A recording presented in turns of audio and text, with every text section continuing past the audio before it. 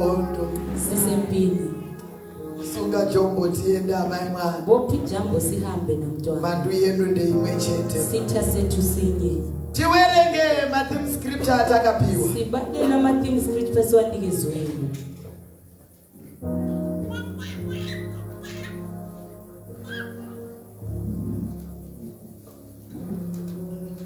I'll start reading from the book of Judges, chapter 4, verse 9. And she said, I will surely go with thee. Notwithstanding the journey that thou takest shall not be for thine honor. For the Lord shall sell Sisera into the hand of a woman. And Deborah arose and went with Barak to Kadesh. Chapter 4, verse 18. Chapter 4, verse 18. The same chapter, verse 18. Verse 18. And Jael went out to beat Sisera. We now have a new character. Amen. New character. Hello? Amen. Jael. Jael. And Jael went out to beat Sisera and said unto him, Turn in, my Lord. Turn into me. Turn in, my Lord. Turn into me. And when he had turned unto her, my book says, Turn in, my Lord. Turn into me. Fear not. And when he had turned in unto her into the tent, she covered him with a mantle. And he said unto her, Give me, I pray thee, water to drink. Usisera lo mukuru wehondo umkhulu wempi arikuudza mukadzi utshela umfazi kuti give me I pray thee nikeza ngiyathandaza kuwe. For I am thirsty. And she opened a bottle of milk, yes, and gave him drink, and covered him. And again he said unto her, Stand in the door of the tent, and it shall be, when any man does come and inquire of thee, and say, Is there any man here? That thou shalt say, No. Chapter 5, verse 6.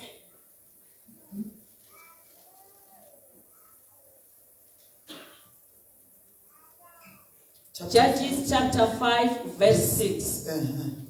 In the days of Shamgar, the son of Anath, in the days of Jael, the highways were unoccupied, and the travelers walked through byways. 7. The inhabitants of the villages ceased. They ceased in Israel until that I, Deborah, arose. That I arose a mother in Israel. Amen. Thank you. Simchayela izandla safundilizwe. But no, we are totsvaga umwana mudiki anoverenga naye ka. Nxa sibuya sibodinga umntwana omncane ofunda iBhayibheli. Chingonzwa ushungu naye. Ngoba lesi Ngiyathuka here. ngithukile na. Hello. Amen. Hello. Right. Manerano tichipedza musangano tichinosvipinda kuchechi. Ngale ntambama siqeda umhlangano siyangena enkonzweni. Ndaisa musoro mudiki diki. Ngifaka isihloko ndaba esincane. Unoti Jehova wanopindira. Uthi Jehova ongenelayo. Regai ndimbofamba. Wothi sike sihambe.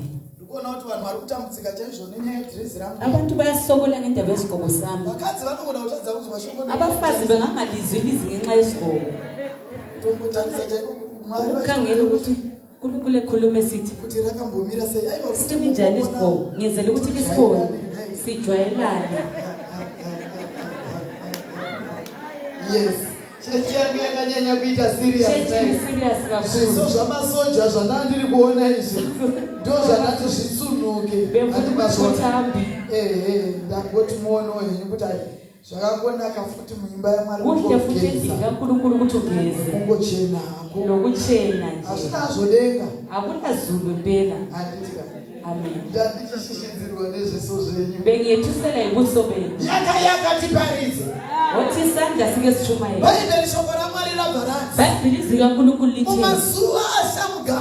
ngesuku Zira zikaSabatha huru dzanga dzisingafambiki. indlela ezinkulu zazingahambi. Ndati ndiri kuda kufamba nemusoro. Ngifuna ukuhamba Mwari lenhloko. vachitibatsira manhero. uNkulunkulu esinceda ntambama. Newandicharowana wotago of preaching. Ngalabazachala Nemusoro unoti Jehovah wanopindira. into esithi Jehova Ita uyagelela. ameni satana abweka. Akukhuluma ameni sathana Kana muri khona. kumusha kwatakakurira. Akusekhaya akhulele khona. Unointerpreta shamwari. Thank you, Mama. God bless you. I receive. Awuomberi unodzigona. Awuchayi izandla yakho. Ini musikuombera rega ichikunze. Yena ongaqakeziyo ubuya ngapha. Kuita zvaari kuita. Uyenze lokho okwenzayo. Number 1, Into yokuqala, ma-highways ayiwakho, highways ayikhona. but they were deserted. Kodwa ayishiwe. Nzira hadzina kunzi dzanga dzisiko, Ndlela kujonga ukuthi but besike. nzira dzakanga dzisina Indlela anofamba. zadzingela muntu Ndoya takafambira pagomo rino yekuti nzira kana yakagadzirwa kuti ndifambe, hapana chichanditadzisa kufamba pakati panofamba vanhu. Ita ameni satana abweka. Ita ameni madhimoni asodzi. Highway yakagadzirwa Highway yalungiswa. ikanzi ichafamba vanhu, Wajayizahamba but abantu. pane zvakanga zvaakuitika, Kukhona okwenzakala. zvanga zvaakutadzisa vanhu kufamba Abazobekeza abantu munzira. ukuthi bahambe endleleni. Une situation yako Ule manene situation yakho ntambama. iri kukutadzisa kufamba paunofamba Ikwehlulekisa kufamba. ukuhamba lapho kumele uhambe khona.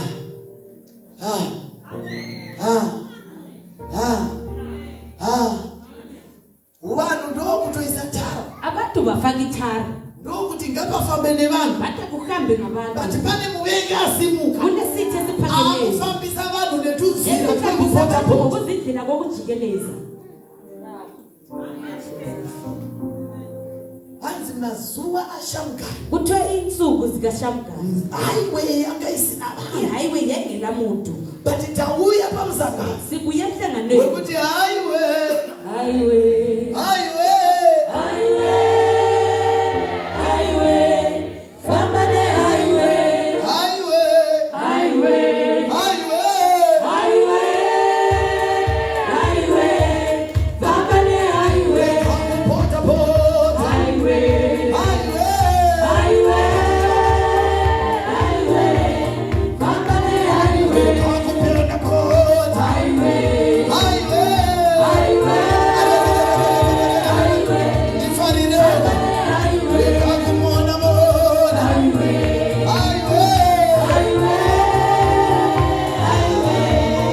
Famba ne highway.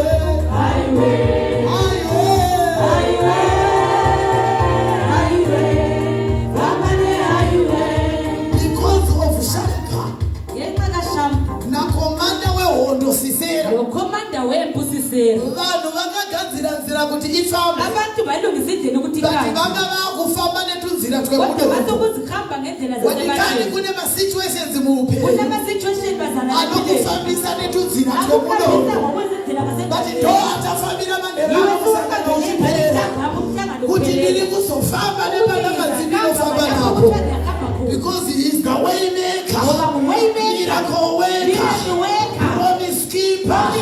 Tauya nebulldozer anointing yekuti zvibhakani zvakaiswa munzira zviri kunditadzisa kufamba, ndiri kuzofamba nezita raJesu. Ita ameni satana abweka. Tarabosha.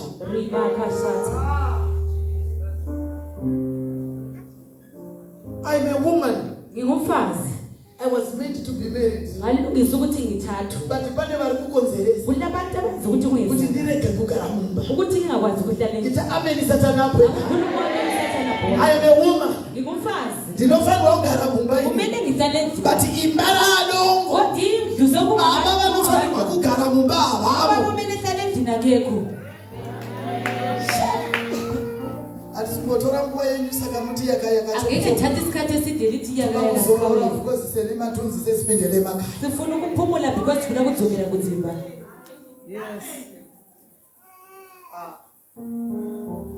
Kwete road chete. Hayikhona indlela kuphela. Hanzi nedzimba. kuthiwa ngazindlu dzadziri matongo.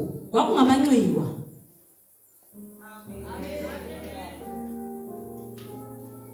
Vanhu vakugara mumakomo. abantu sebelele ezintabeni Nekuda kwemurume anonzishamuka. ngenxa yedoda okuthiwa Nemukuru wake wehondo anonzisisera. wempo okuthiwa ngusisera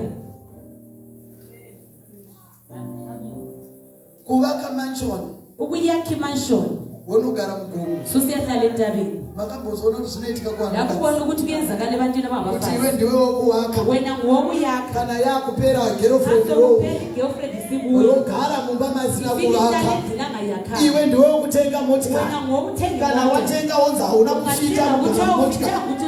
Iwe ndiwe wokuwaka dzimba kumusha kwavo. Kana wapedza kuwaka wanzi chienda. Wadikani ndiri kuda vakadzi vane hasha. Vanoti ndasimuka ini ndibhora. Chandavaka ndinochigara. Chandavaka ndinochigara.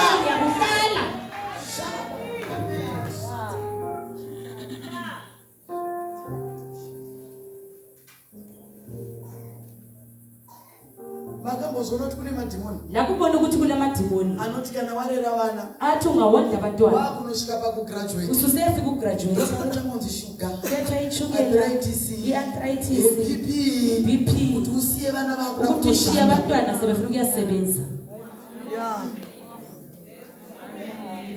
Warera mwana yeye uri musingo. uwondla umntwana uyedwa ngomsindini Paunotanga kuti ndakudawo xa kunochidya zvevana vako. ususiyakudla into zabantwana Paunotanga makumbo avo vari kuzvimba. inyawo ziyadumba Moyo wavo wakakura. izi yakhe inkulu Sisera afamba. sisera sehambile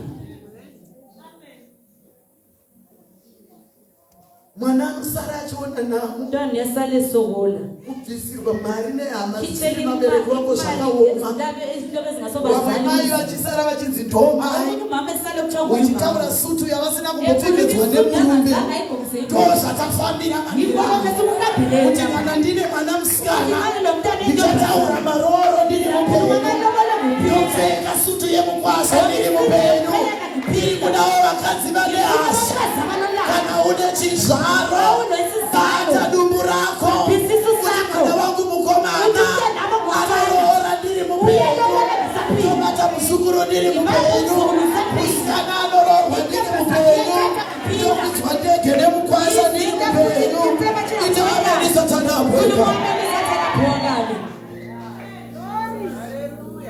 Handina kuuya nemeseji yebhendi. angibuya ngale meseji yebhenzi Ndauya nemeseji yehasha. ngibuya nemeseji elolala Yekuti Mwari vapindire. ukuthi unkulunkulu kangeneli Pandairara pasi pebridge. ngilala phansi kwebridge Anamboita zvimabhonzo nemakenza nechizi. azange ngibe ngamathambo namakensala yonke into Mwana wangu paapedza form 6 senami beduse form 6 achibuda ne13 points. phuma le-13 points Ndo panenge kunzi kenza. kuthiwa nginekensa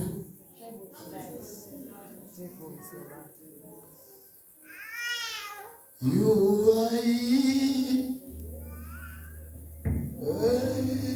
Manager, khatheni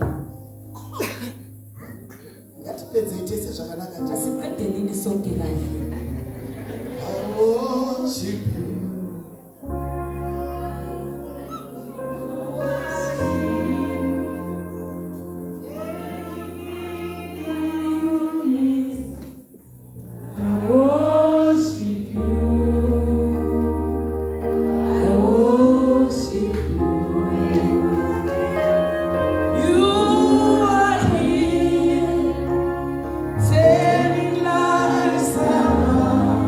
Andei mai.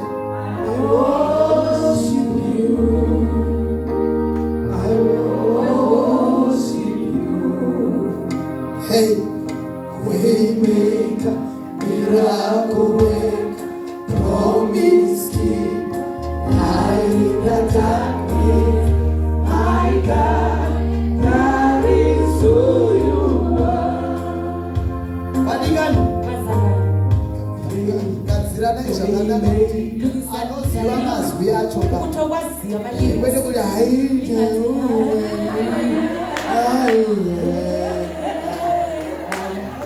asingazivi mazwi osiyana. ongawaziyo ama-lyrics kayeke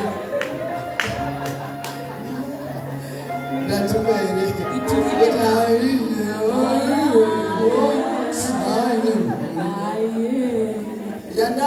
Come and do what only you can do. Mighty man of war, mighty man of war, yeah, yeah, Lion of Judah, we bow, we bow, we bow down, and worship you. We call Yahweh, Yahweh, Yahweh,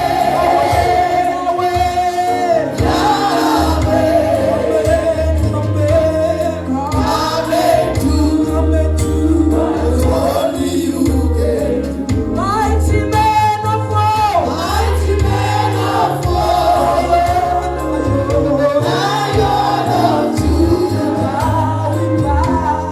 we bow down and worship you. We call Yahweh, Yahweh, Yahweh, come and do what mighty man of war, mighty man of war, Lion of Judah,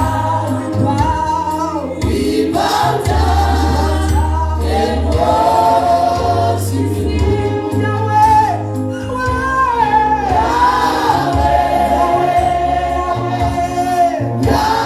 Yahweh,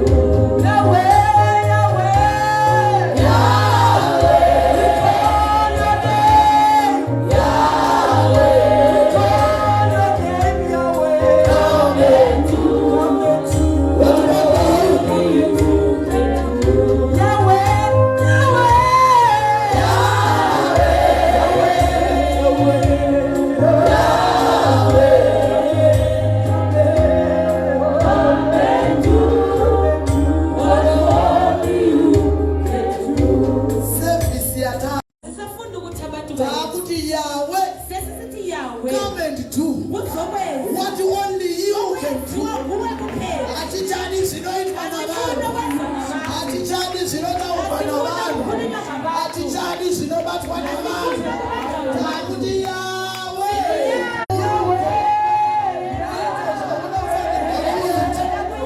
atisikuda kubuda mutego rito, ariwasati vaita zvavanofanirwa kuita.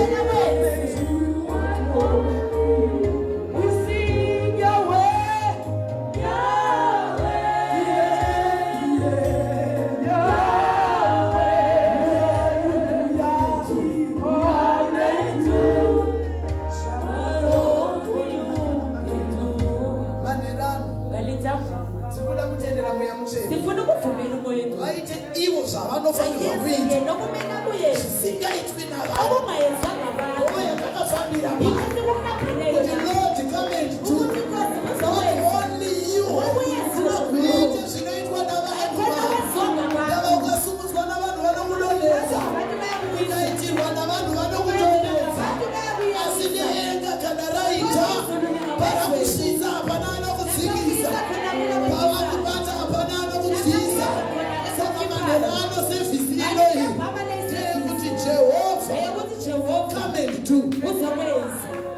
only you can do. Moses anobvunza wakati ndoti kudini ndoti kudini kana wasaiwa zvekuti ichava Jehovha kana wakundwa nehondo ichava Jehovha musumudzi kana wasaiwa mwana ichava Jehovha muberekesi kana hondo dzakukunda ichava Jehovha the mighty warrior wasamachizi Jehovha Shama Jehovha Elshadai Jehovha Eleliyahu Jehovha Tsidikeni Jehovha Nisi achawa kuna mzigo rako hana basa nekuti besta inaipi hana nekuti rine makore makani achawa etereze bakahata servicino atisikuda zvavanhu he has to come and do pane vagara pabetsaita nguva yakareba saka tati Jehovha chipindira pane vagara pabetsaita nguva yakareba vamwe vachijambira vachienda soro ane zuva ari kunzwa matestimoni evamwe ndozvatiri kuti madera ano yawe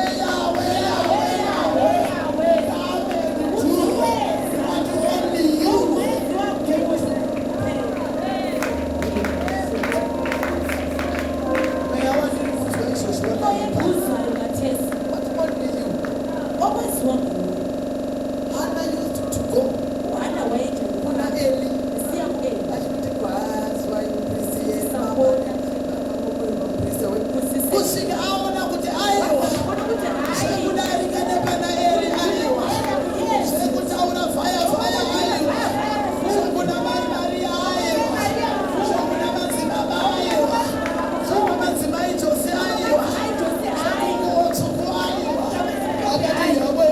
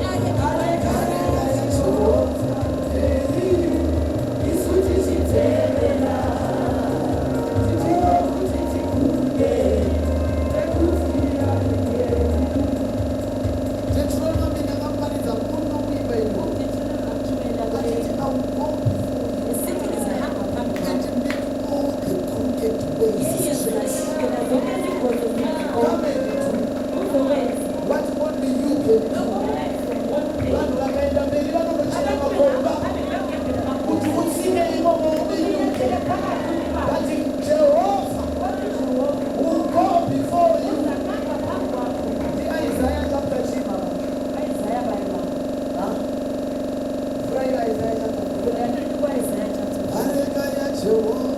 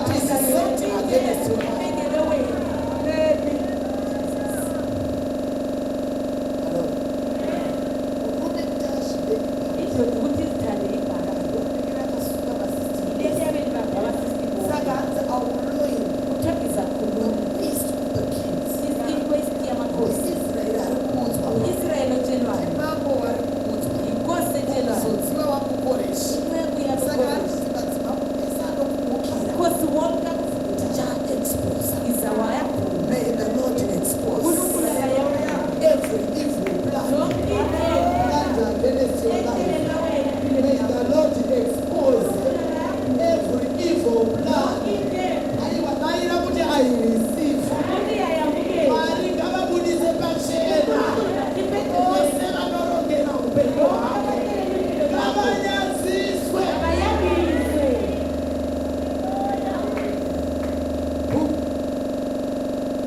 To open before him is the two lift gates, and the gates shall not be shut.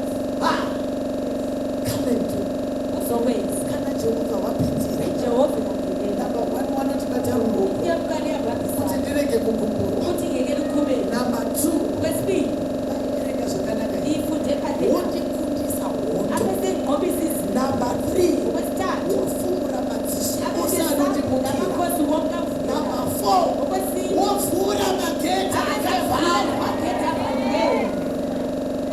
Amen.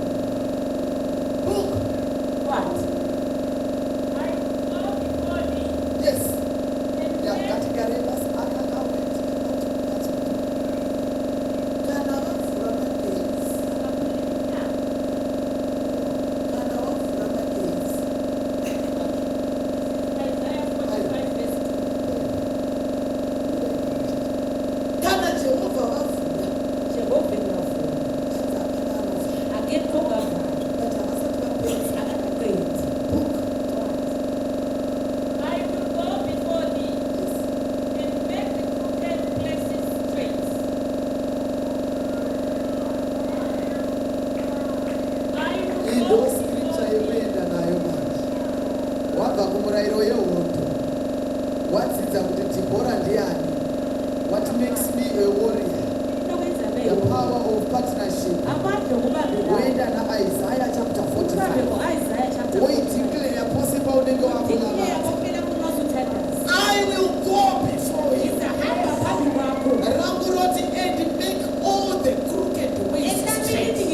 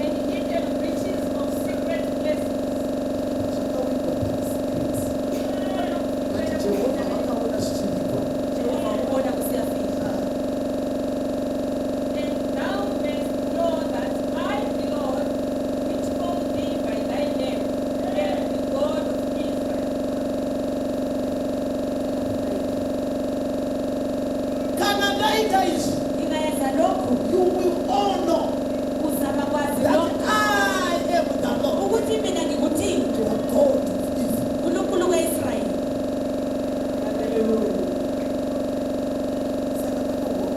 Laphindi izinto zidaletshe uqinisile ukuthi singabe kule bantu abanezinto ezidaletshe bathi noma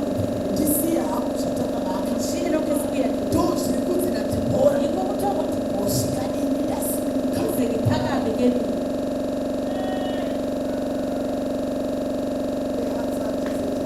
Izizwe thathe belusukile uzwana sokwasuka wonke sokwasuka uzokwenza lokhu kwenziwa kuthiwa impi yabakhona imbizi zabakhona ngenzela ukuthi ndikomnye futhi ngijimezisha izimbizi zabakhona aziyeke ukuthi zibe khona asiyesabe ngoba izimbi zethu ziyanqotshwa nguwezi wasosibanja udibula wenzani wakhamba endaweni yakhe waqala ukuthandaza isifulo kwakuthiwa ukishoni wagcwala wagibeza indalo yethinta ungaphakama uqinisile lokho kuthiwa kuthela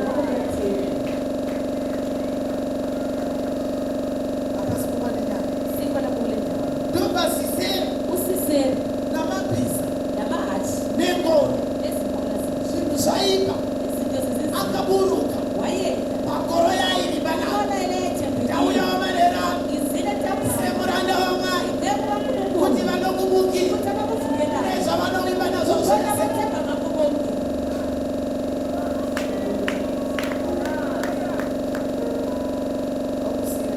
funa ukutshela mina ukuthi bazabuye imali umabhizi abathembekile ngibona abathembe ngazo ngibanike ngenyawo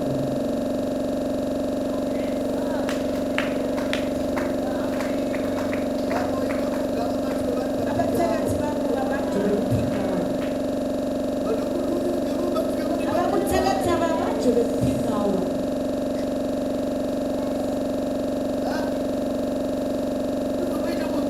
okuda umuntu wesifazane kuthiwa kunjani akanani lempi uzwisisa into eyodwa iwona izwisisa into eyodwa isitha sakho yisitha sakho usathane yisitha sethu ungalekelela usathane bayekubuza bezotshontsha ngukubi amawoni ababulani inkukhu amajibethu wakala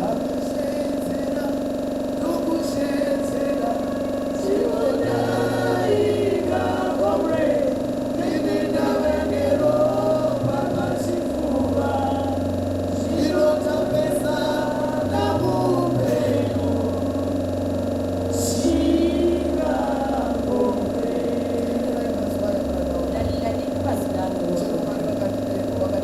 lokukhulukhulu wazisa isikhathi singakwana ngiyazi ngidifina comrade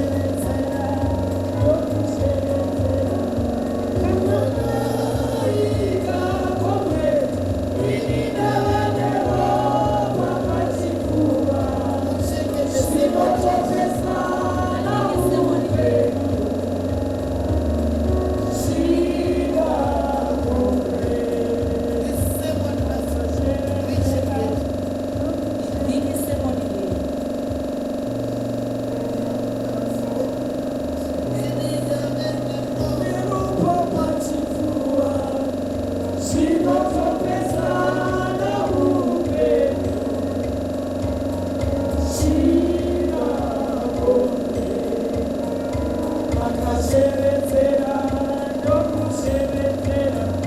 katanura izvikasa zvangu zvose ziendeehodo rambai makasima